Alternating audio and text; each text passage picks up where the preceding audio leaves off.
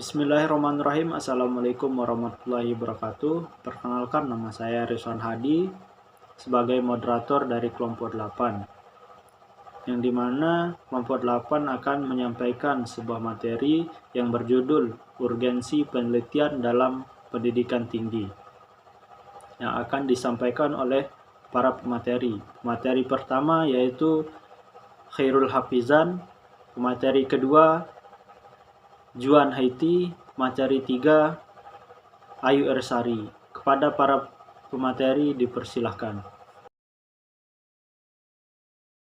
Saya akan membacakan materi 1 tentang pengertian urgensi penelitian.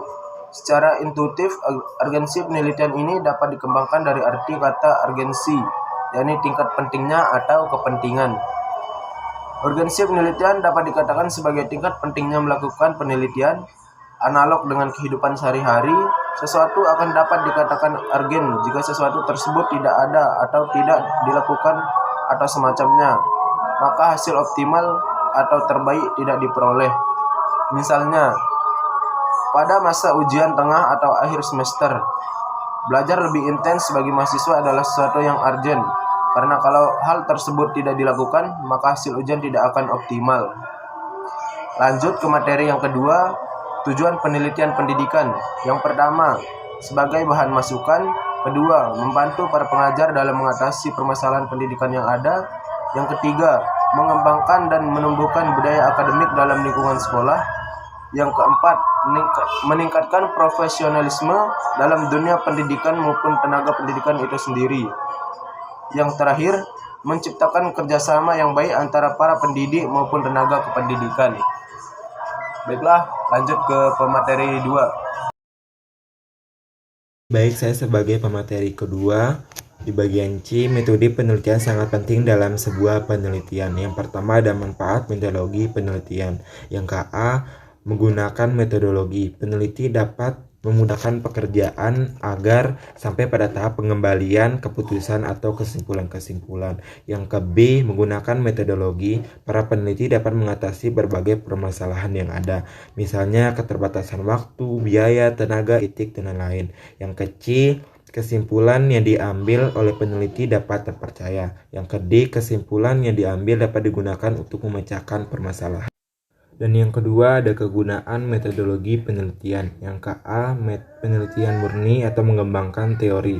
Kegunaan penelitian murni sebagai penelitian dasar yang sering digunakan untuk mengembangkan teori yang sudah ada menjadi lebih komprehensif dan lebih lengkap.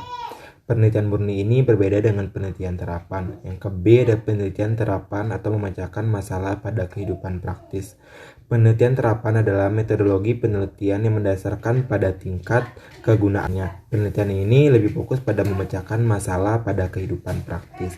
Dan yang terakhir C, penelitian aksi atau membuat tindakan khusus sesuai dengan teori. Penelitian aksi ini adalah penelitian yang ditujukan untuk membuat tindakan khusus dengan teori. Jadi teoritis inilah yang dijadikan acuan atau pencarian solusi atas permasalahan yang ada. Oke, saya sebagai pemateri ketiga, bagian D, permasalahan urgensi penelitian. Yang pertama, masalah dalam penelitian pendidikan dapat diperoleh dari berbagai sumber yang terkait dengan bidang pendidikan. Sukardi 2009, 22, 24 menyebutkan antara lain. Yang pertama, pengalaman seseorang atau kelompok. Pengalaman mengajar di kelas, pengamatan terhadap lingkungan sekitar, pengalaman orang yang telah lama menekuni bidang profesi pendidikan dapat digunakan untuk membantu mencari permasalahan yang signifikan diteliti. Yang kedua, lapangan tempat bekerja. Tempat-tempat di mana seseorang maupun peneliti bekerja adalah juga merupakan salah satu sumber permasalahan yang baik. Para peneliti dapat melihat secara langsung, mengalami dan bertanya pada satu, dua, atau banyak orang. Dalam pekerjaannya, seseorang guru misalnya akan merasakan bahwa sekolah dan komponen yang berkaitan dengan tercapainya tujuan sekolah dapat dijadikan sebagai sumber penelitian. Yang ketiga, laporan hasil penelitian. Sumber yang ketiga untuk memperoleh permasalahan yang signifikan adalah perpustakaan atau internet, di mana hasil-hasil penelitian para peneliti berada dari hasil penelitian yang biasanya dalam bentuk jurnal, Biasanya di samping ada hasil temuan yang baru juga ada kemungkinan penelitian yang direkomendasikan peneliti karena berkaitan dengan hasil penelitian yang telah ada.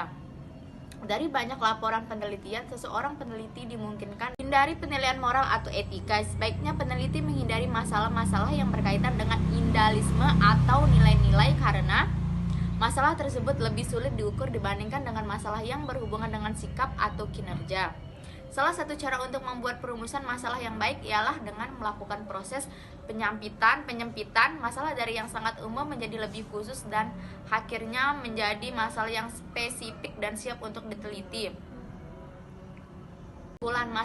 Kesimpulannya, masalah penelitian dapat diklarifikasikan berdasarkan jenis penelitian yang akan dilakukan untuk penelitian murni atau akademis.